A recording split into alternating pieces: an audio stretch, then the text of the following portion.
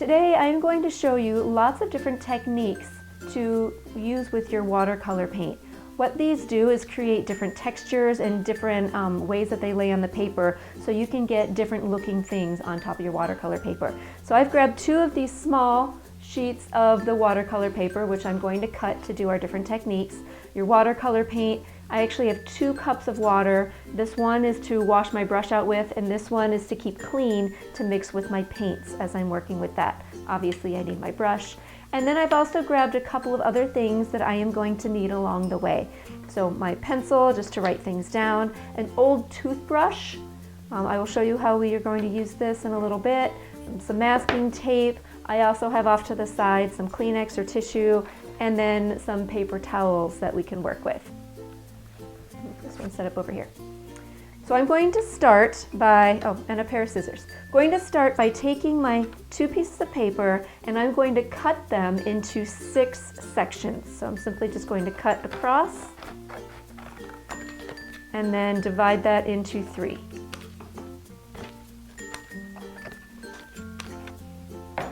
Okay, so now I have 12 rectangles that we are going to do 12 different techniques on. So let's start with one, put the rest off to the side, and let's get started. The first technique we're going to be doing is called a wash. Now a wash is when you just make a very even color all the way across your piece of paper. So I'm going to start by getting some color, some water and some color in my tray. Doesn't matter what color you use. I'll use a green. So I've mixed up my green paint, and now I'm going to load the brush. That's where I make sure that my brush is saturated with the color that I'm working with. And I'm going to, on my little square, I'm going to brush straight across horizontal, pick up some more paint, and then brush again. When I do my second brush, I'm going to overlap, or the following one, I'm going to overlap that row above just a little bit. And that way it is going to want to bleed together and make it fairly even.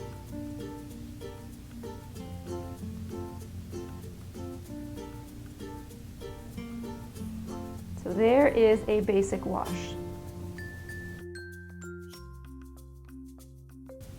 The second technique I'm showing you today is what we call a gradient. It's where I'm going from a darker color to a lighter color, but I'm still using that same technique of the wash that I did before. So I'm going to start off with a fairly strong color. I'll still use my green. A very strong color, and same thing, I'm going to create that wash like I did before.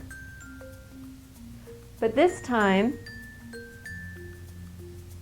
I'm going to go back and load my brush with a little bit of a more watery color. Clean off my brush. Pick up some more water, water down the paint, create another pass, and repeat. By the time I get to the end, I can really paint with just water.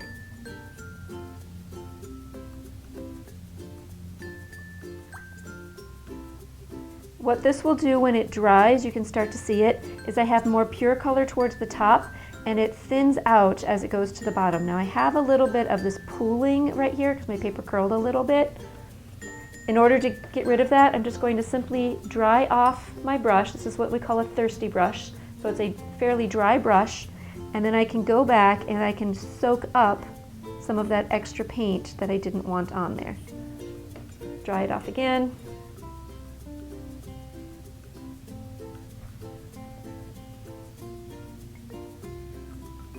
And there I can start to take out some of the paint that I don't want while it is still wet.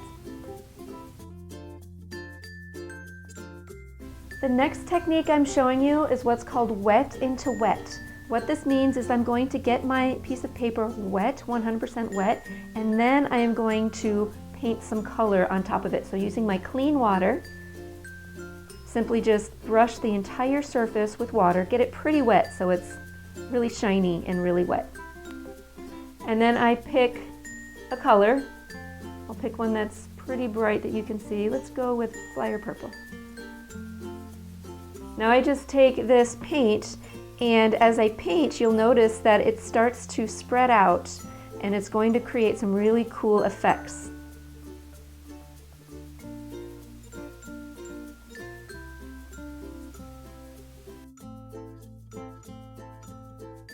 Our next technique is working with dropping in color. So I'm going to start off with a general wash like I did before.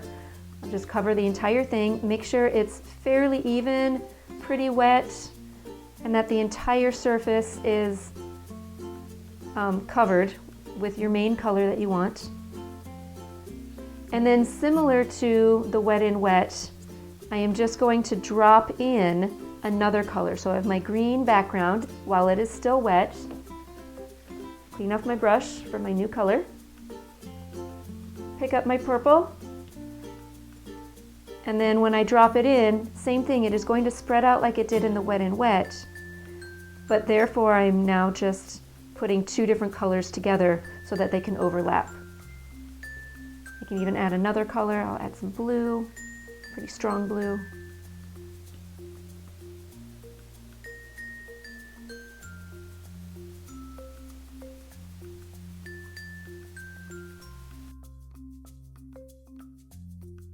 The next technique is going to be blending two colors together. So very similar to the gradient where I'm going from a stronger color to a lighter color, now I'm just going to blend from one color into another color. In this case, I want to give myself a little more room, so I'll just turn it vertical. And I will start with my green. Start off with a general wash. And at this point, I'm going to switch colors and I'm going to start from the opposite end. So I'll switch to a blue. I know those two colors mix well. And I'm going to start at the bottom, creating a wash. Now in between here, I have green and I have blue. I want to make them mix. So I can start by mixing some of it in the tray itself.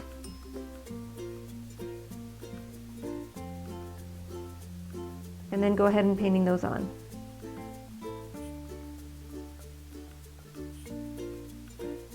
If you mix it while it is still wet, it is definitely going to blend and fade better than if you wait for them to dry. Next, I'm going to show you how to lift up color like you accidentally made a mistake and you want to lift it off while your paint is still wet. I'm going to start by creating just a general wash. So I'll use my blue, paint a wash over my paper.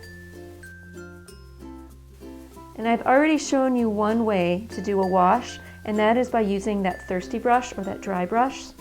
So I can start by drying off my brush with paper towel. I can start to lift out areas and it will start to make them a little bit lighter. But notice it's still kind of wet, so it wants to bleed back or vein back into the area that I've wiped out. This is really great for making clouds or areas where I want a very subtle lightness. Another way I can do this is by using a tissue. So if I kind of roll it up, wrap it up to make a point, this is also going to help, and if I put some pressure on it, it's going to pull out areas where I want it to stay a little bit lighter. Again, it might want to wick back in, but that's okay. It will just very subtly create light little areas. You can also ball it up a little bit if I want to make clouds. Make it so it's more textured. And then dot or dab. And that will also lighten up an area. For this next one, let's say I've painted something and I've already let it dry. So I'm just going to paint a background really quick, my blue-green mixture. And I'm just going to let this one dry. Once this paint is dry, I'm going to show you now how to lift out that paint. Like I made a mistake, like oops, I needed to leave that lighter. The paint is dry now. How do I possibly get this out? Well, it's not as hard as you think. It does take a little bit of work. I need my paintbrush and I'm going to need a paper towel. So hopefully you have those things. So I'm going to now use my clean water, and I'm going to wet the area that I would like to lift out. So almost like scrub it just a little bit. And then I take my paper towel and I blot. Again, don't scrub that, but if I blot, that is going to make it lighter and lift out an area that I don't want. And I can do that as many times as I need to get the lightness that I want. But remember, kind of scrub with your paintbrush a little bit, blot with the paper towel. Sometimes if you let it sit, like if I wanted just a dot, instead of scrubbing, I might just let that soak into the paper, and then I would blot that out. And again, I might have to do this several times.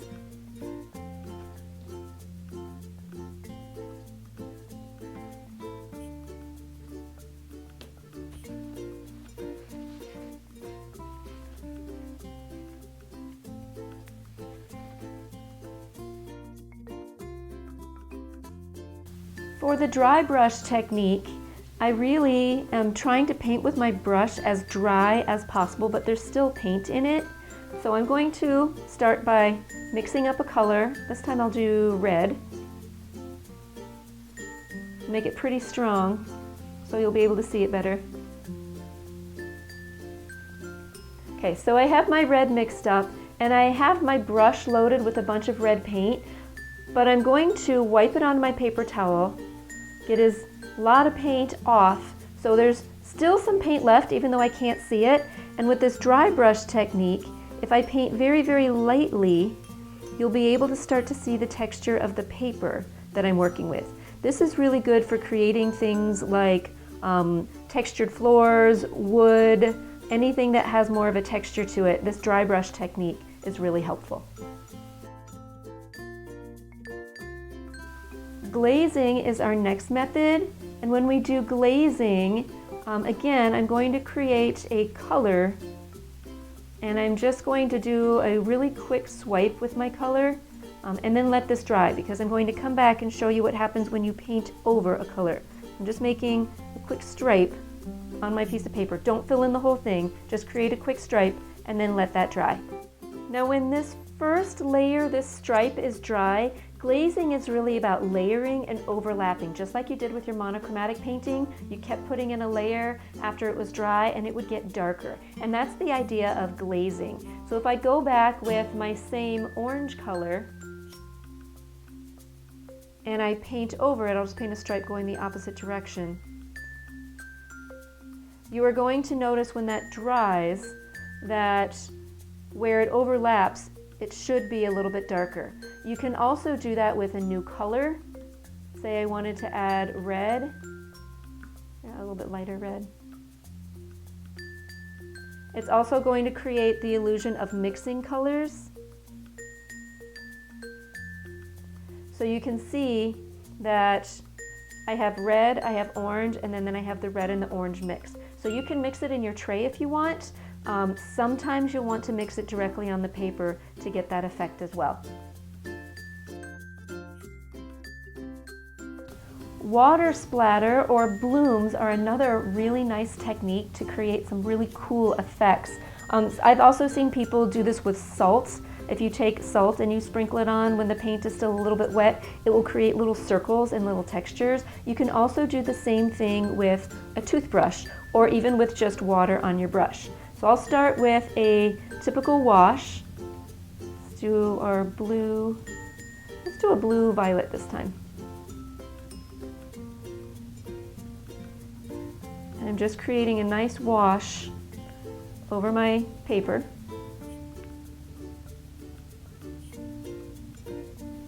And make sure that you have quite a bit of water on there, that it's pretty wet.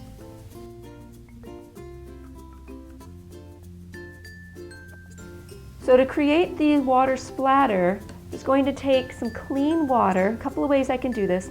Clean water, and I can start to tap, and it creates these little circles that start to spread out a little bit.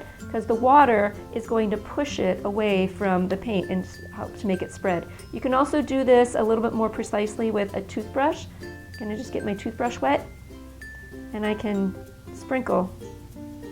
If you want smaller pieces or little smaller circles. Or I can also do this with a color. If I wanted to introduce a brand new color, get my toothbrush wet, start to pick up, here I'll use green, right on the edge, and then I can splatter a new color.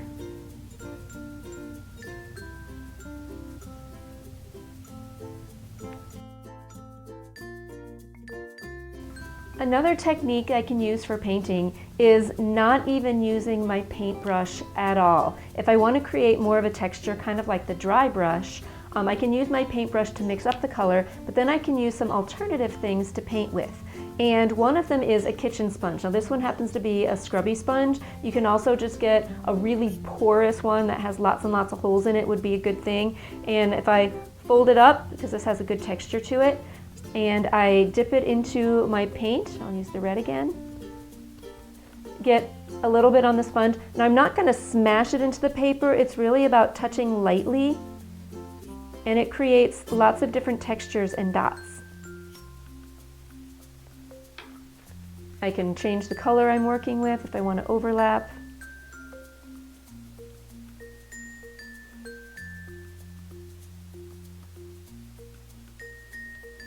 Make sure that you're turning so it's not getting too much of a pattern, but this is a great way to create little details without having to go in and like with a paintbrush and put in each little dot. So a sponge, any type of porous surface is great. Another great technique, and the last one I'm going to show you, is working with masking. Say I'm painting and I want to leave an area white and I want to keep it from getting painted. So I just have some masking tape. Whatever kind of tape you have is fine, like painter's tape is really good, that blue painter's tape. Masking tape is really good. Don't use really, really sticky tape, like Gorilla Tape. That's not a good thing. And I'm going to cut a shape with my tape that I would like to mask out. Here, I'll just make some kind of curvy shape.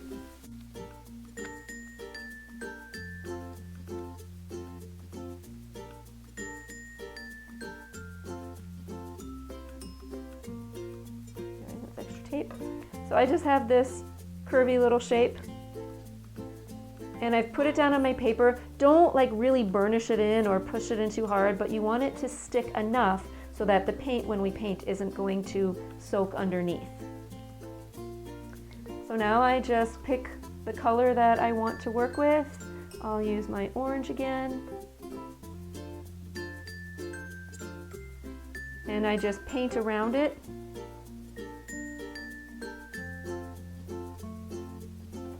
And then let that dry. Another thing I want to show you, which is really great to sometimes create texture, is if I use the end of my paintbrush, the back side of my paintbrush, I can scratch lines, and when the paint is still wet, it's just going to create, like the paint soaks down and pools in that area and creates some darker areas. So if you're trying to get really detailed little lines, that would be a great way to do that as well.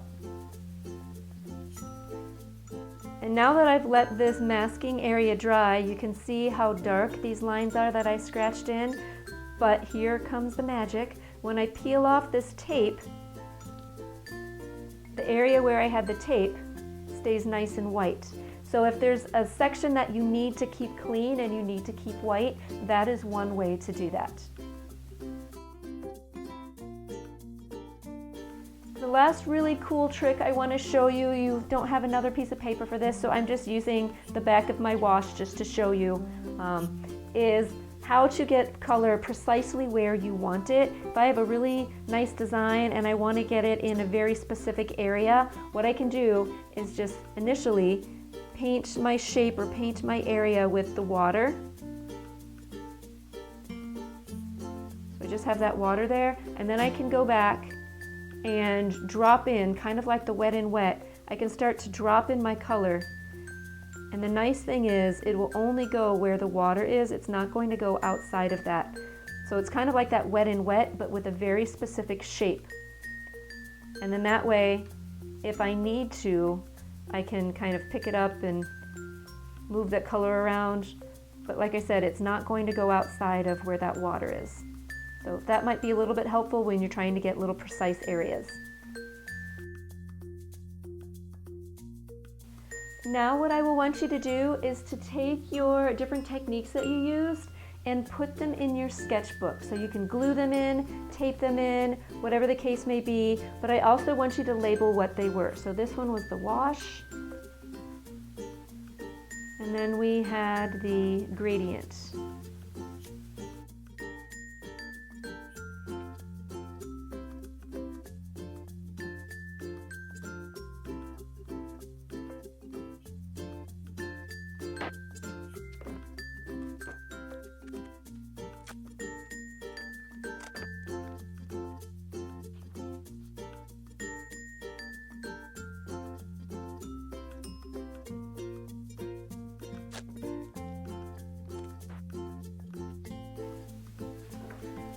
And now we have the 2 pages that have our techniques on it.